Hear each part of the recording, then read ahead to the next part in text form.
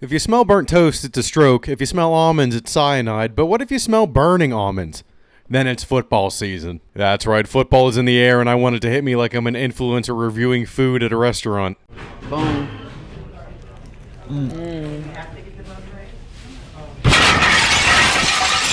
This is number 167 of H&P. Let's get into it. Recorded in central Pennsylvania in front of a live studio audience with your host Ian DiCarlo, this is Hoagies and Pierogis.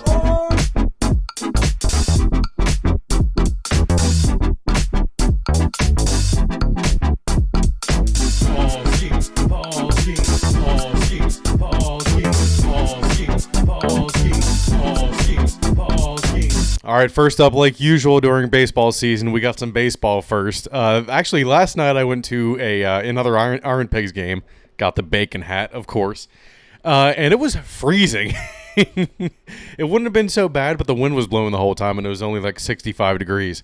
It was quite the switch up from what it's been regularly like 85, humid as fuck, but it was really nice. No, I did not have 4 32-ounce beers this time. I kept it to 2. All right, as always, let's start out with the Pirates here. For the Cubs series, well, that was certainly not the player that I expected to hit the game winner. Jack Sowinski mashed a go-ahead home run in the top of the 9th, and the Pirates took game 1 from the Cubs 3-2 after some really bad base running that finally came from the Cubs instead of the Bucks. But then the Pirates lost game 2 3-1 after Evan Sisk blew it in the 8th inning, giving up 2 runs, only getting 1 out on 6 pitches.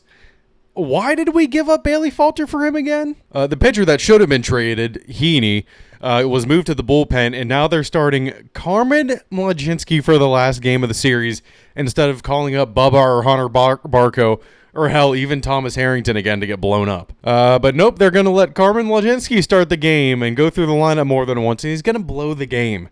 Just watch. Well, it wasn't Mlodzinski that blew it, but it was none other than our old friend Colin Holderman, who cannot go a single outing without allowing a run when they have the lead or the game is tied. Please, get rid of Colin Holderman. What the fuck does he have on you guys? It was 2-1 when he entered the game, and it was 2-2 when he left the game. The Pirates retook the lead 3-2, but then Heaney really didn't help himself out either here, giving up a run to make it 3-3, and then they tagged Isaac Matson for a run in the 8th to win 4-3, the Cubs did.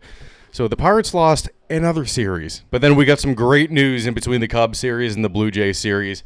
Connor Griffin was promoted to Double-A right after the Cubs series ended. 19 years old and already in Double-A. Oh my God. Hopefully he keeps hitting it like a 300, 400, 500 clip. And maybe we can see him get the Triple-A at the start of next year. He's not the number 1 overall prospect in baseball for nothing. And also, before the Toronto series started, McCutchen declared what I consider a warning shot to Nutting, that if he doesn't spend next year and allows whoever's the GM to make meaningful improvements to the team, he's gone and will finish his career outside of Pittsburgh, which would be a travesty. I mean, his son's name is Steele, for fuck's sake. But yeah, this is from Jason Mackey, what he tweeted out. Caught up with Andrew McCutchen pregame. Says he's not talking about anything future-focused with the Pirates. As for his own situation, says he does want to play in 2026. Could that be in Pittsburgh? McCutchen said, I want to win. That's all. I have to do what I need to do. Which sounds pretty damning towards Nutting, but then Cutchen tweeted out, don't take that quote out of context. I have to do what I need to do too, meaning I need to be able to produce offensively as well. You're producing in the way that this team needs, McCutchen. Don't backpedal now. You are 38, soon to be 39 in October. You do not need to be playing at an MVP level for this team. What you're doing is completely fine for a 38-year-old and honestly a miracle at this point. But go get a World Series ring with another team if you really think that's what's going to get you into the Hall of Fame. The fans will not be mad at you at all. They'll be mad at Bob Nutting, but not you, McCutchen. You're fine. Okay, so then for the Toronto series, going up against the best team in the AL, Game 1, thankfully, was a skiing start, so he got off to a pretty good start in this series. He got the no decision though after only going 5 innings. With 8 strikeouts and 2 runs allowed, he left the game tied at 2. And the Pirates won 5-2 thanks to some sloppy fielding by the Blue Jays. The big thing from this game, though, was that the benches cleared in the 7th inning because Tommy Pham flipped his bat on a walk after Tyler Heineman complained about the ball 3 call. Away.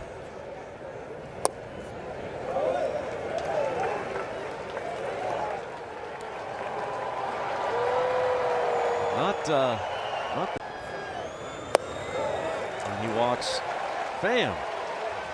He's come in, he's uncorked a wild pitch, he's walked 2. There's a reason why, I do all kinds of fighting in the off season, because I'm prepared to fuck somebody up. And now, Pham has been saying something to Heineman, and now the bench is empty. It started on a pitch before that. They noticed that Heineman, Springer telling Pham to calm down. I think Heineman complained about that pitch not being called a strike, and I think Pham kind of motioned like that pitch is outside. He took to Twitter to explain himself. Pham said, bitching about a ball not being called a strike to the umpire when it's clearly below the zone in a way is disrespectful not only to the umpire, but the hitter as well. So like I said, when I flip the bat, fuck him. Dude has 2 years in the show. I know the zone. Tommy Pham, we love you. And Blue Jays fans are losing their shit over this. And someone responded to that tweet saying, you're 37 acting like this on a non-playoff Pirates team. Just retire and start a family already, Tommy Tough Knuckles, which is a great nickname. And then Pham responded, your profile pic is of someone who takes steroids, loser. He has since deleted that tweet, but he claimed that Addison Barger is on steroids. That is a bold claim to be making. Blue Jays fan went so far as to say that he's clearly going through some sort of mental issue. What a pussy. Man, Blue Jays fan, I'm seeing more Blue Jays fans just bitching about this. Oh my God. Let it go. If you're so perturbed by this, just take your own advice. It's for a non-playoff team. Why is this getting you guys so mad? In Game 2, Mitch Keller was making his start, but I think he had what was probably his first truly bad start of the year. He got shelled for 5 runs in the first 2 innings and could only make it 3.1 innings after being pulled at 85 pitches.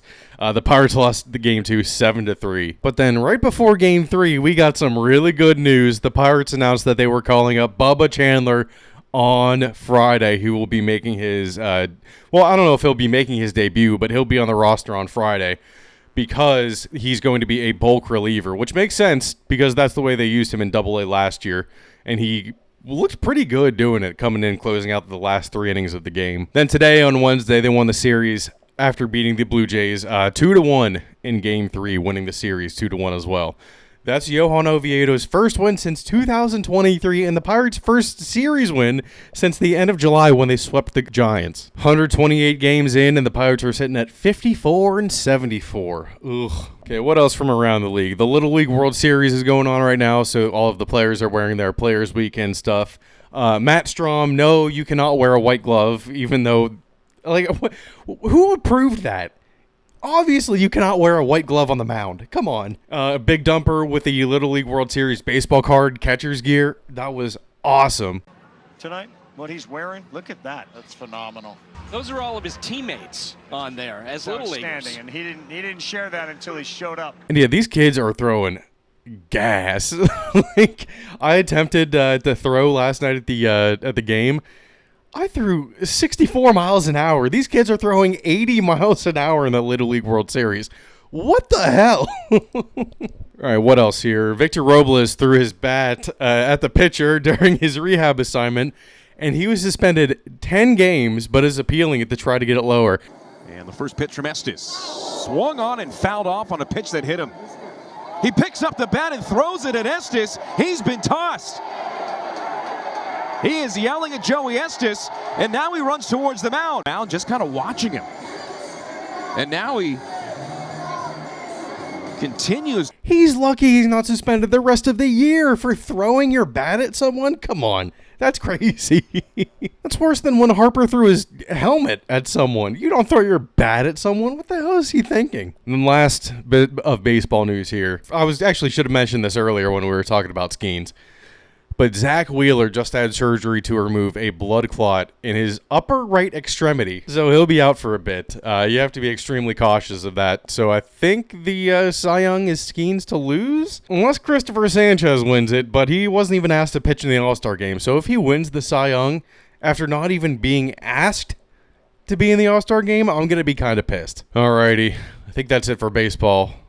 Let's move on to what is starting this weekend. Yes, college football is back, baby.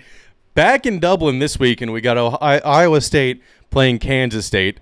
What's their rankings? Iowa State's number 22, and then Kansas State's number 17. We may as well recap the two new penalties that are going to be in the game this year. First, and I really hope this fixes it, there will be a delay of game penalty for faking injuries.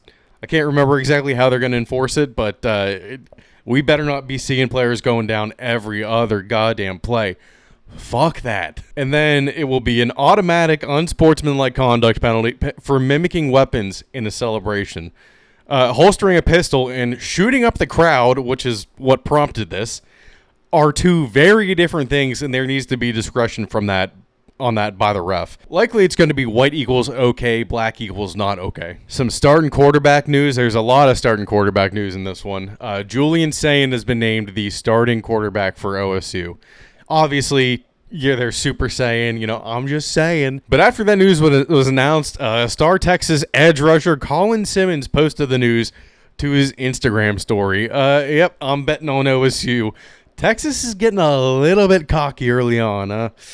They're probably the worst out of the top 5 teams, to be honest with you. In other starting quarterback news, BYU named Bear Bachmeier as their starter, and he'll wear number 47 as a quarterback. Is that some type of Mormon thing that I don't know? And then here, 5-star running back Savion Hitter committed to Michigan. The first loss that they take, you know where that L is going. Someone pointed out that Michigan is also starting out their season in Germany next year. So a hitter will make his debut in Germany. So yeah, who are we feeling on the Iowa State-Kansas State game? I might put my money on Iowa State. Start out with a little bit of an upset to start the year. Oh yeah, some crazy shit goes down in Dublin. Oh, and then also Cam Newton's number 2 is being retired by Auburn. I really can't think of another quarterback that wore number 2, NFL or college. All right, let's move on to the NFL. And this is something that we mentioned last week, the Taylor Swift episode of New Heights. Within the first 24 hours, the episode got 13 million views on YouTube and was almost immediately their highest watched episode. Actually, what is that out now? Holy shit, it's up to 19 million views 1 week later. Wow, that's crazy. Their second most watched episode at this point was the Kylie Kelsey episode, which had 8.6 million views. So this one already has over double the amount of views. That's insane. The Taylor Swift effect is real. To be honest with you, as much as I wanted to hate it, she seems very down to earth, like pretty funny, nothing crazy. She's like the same level of funny as Travis, I think, so it works out for him. She did announce a new album, which I really don't give a shit about, to be honest. But it was an enjoyable episode to listen to. I mean, I haven't listened to New Heights in a while, and I do like New Heights. But I was like, I don't know if I'll be able to get through the whole 2 hours. I listened to it in one sit down. I listened to it straight through. It was good. I really wanted to go into it, like to listen to it, just like trying to nitpick anything I could. There's really nothing there, though. Check it out if you haven't already. But something that everyone's nitpicking at right now, the male cheerleaders, these goddamn male cheerleaders, which led to Charlie Kirk finding out that there's a transgender cheerleader on the Panthers in their 3rd season. No one cared about this 3 years ago. How often do you see them on camera? It's a non-competitive sport that men already participate in. Who the fuck cares if transgender people are cheerleaders? If you're complaining about this, just go watch porn, because apparently the only reason some people watch football is to look at the cheerleaders. They can let other species become cheerleaders for all I care. That's essentially what a mascot is. I won't give a shit who's on the sidelines if the Patriots are losing. And the main team that everyone points to is the Vikings, who the Patriots played in their second preseason game. I did not see him once on the broadcast. I watched the whole goddamn thing. I did not see a single cheerleader. But anyway, let's get into the game. Vrabel must have told the starters that they're not coming out until they scored, because nearly all the offensive starters were out there for the first 2 drives of the game. But man, Campbell's looking good, even if it is against the backups for the most part. No pressures allowed on 17 snaps played. Campbell is the only offensive tackle, period, not just rookie, to have an 80-plus run and 80-plus pass blocking grade this preseason, according to PFF. And oh my God, Travian Henderson. He's making a case to start over Ramondre Stevenson at this point. I mean, look at this. Look at this. He should have been tackled at least a yard behind the line of scrimmage, but he squeezed his way through for the touchdown. I could not believe that. And just positives all around. Efton Chisholm, my God, this is the new squirrel. Move over, Edelman. And if he doesn't want to take Edelman's nickname, then he can be the chipmunk. 6 catches on 6 targets, 71 yards and a touchdown, showing some grit. Yes, showing that the twitchy-like movement that Edelman had. Love it. Love to see it. Please don't break your foot and land on the IR before you even play a regular season game. And then Drake May. He's hearing it all this year. He said he barely heard anything from Alex Van Pelt in the headset. What? That makes me really glad that we moved on to McDaniels, because he says that he's in the headset all the time calling stuff out. Could you imagine being a rookie, essentially being blindfolded and putting earplugs in and going out there just going and doing whatever the hell works? AVP must have been useless. And I was kind of on the team that wanted to keep him last year. Thank God they got rid of him. But yeah, Patriots won that one 20-12. Results, like I said last week, obviously don't really matter in the preseason. But a win is a win. Come on now. All right, let's move on to the Browns-Eagles. The only thing that I was watching here was Dylan Gabriel, but he threw a pick 6, something that Sanders did not have the week before. For the most part, he didn't do terrible, but those turnovers are pretty damning for him. He had 2 of them.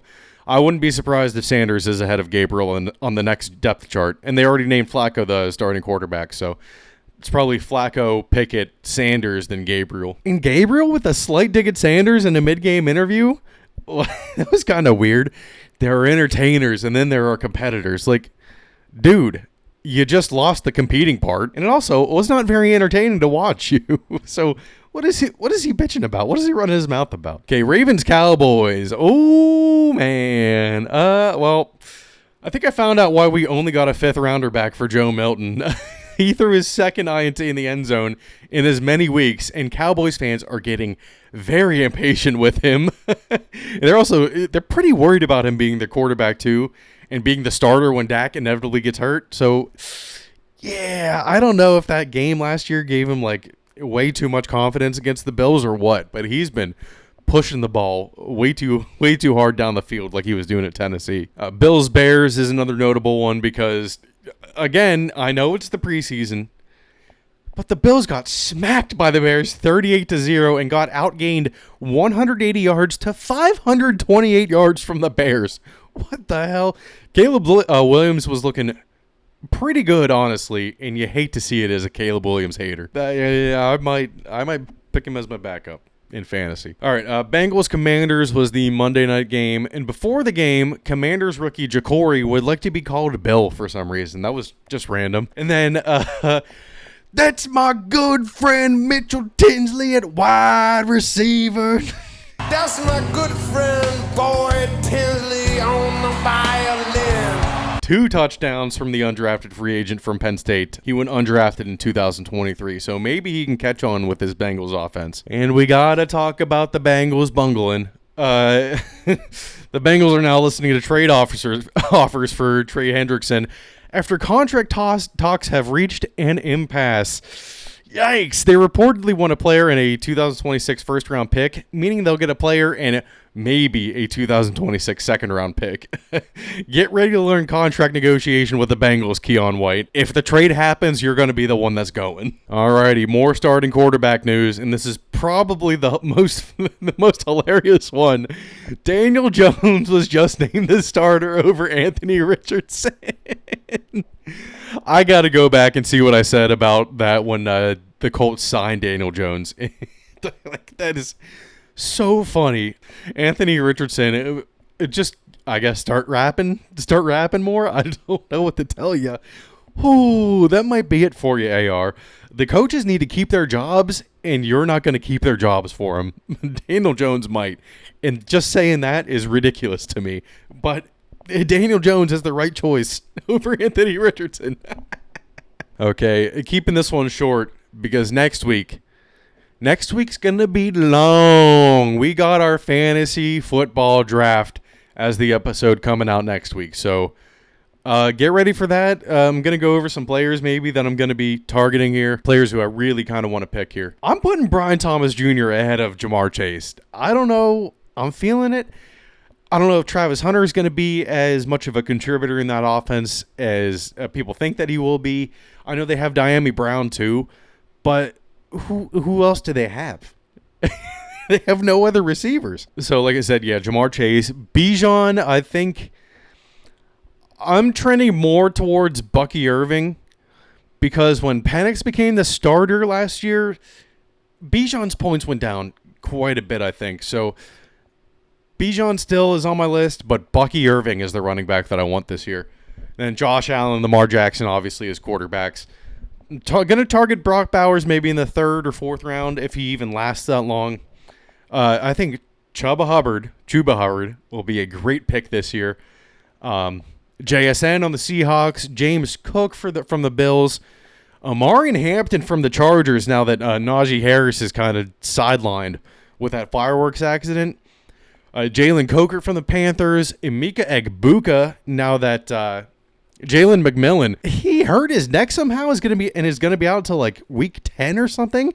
So that just boosted Egbuka stock a lot. I'm still looking to see what they do with the running backs in New England, but I think Traven Henderson might be a good late round pick. Maybe DK Metcalf, Colston Loveland, Jalen Warren, I think might be another good pick. Rico Dowdle I might target as a backup running back. He did really good for me last year on the Cowboys. Caleb Williams, like I said, is a backup quarterback. Isaac Tesla has been looking good on the Lions. Drake May maybe as a backup quarterback.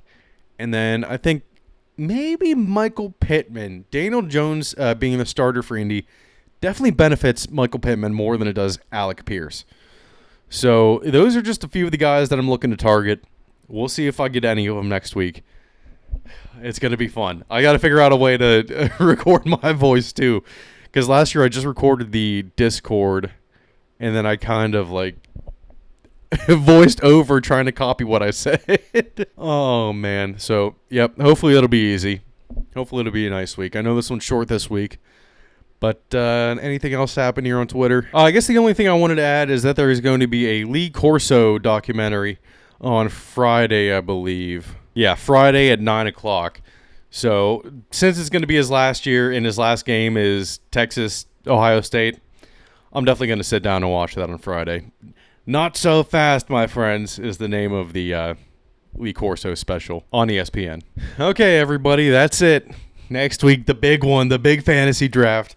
Okay, make sure to leave a like, comment, and subscribe to our YouTube channel. Hoagies and Pierogis is available on Spotify, Apple, or wherever you listen to your podcasts. Make sure to follow us on TikTok and Instagram for clips throughout the week and updates on when the podcast will be uploaded. And I think that's it. We'll leave you with this. Thank you very much. Recorded in Central Pennsylvania in front of a live studio audience with your host, Ian DiCarlo. This is Hoagies and Pierogis.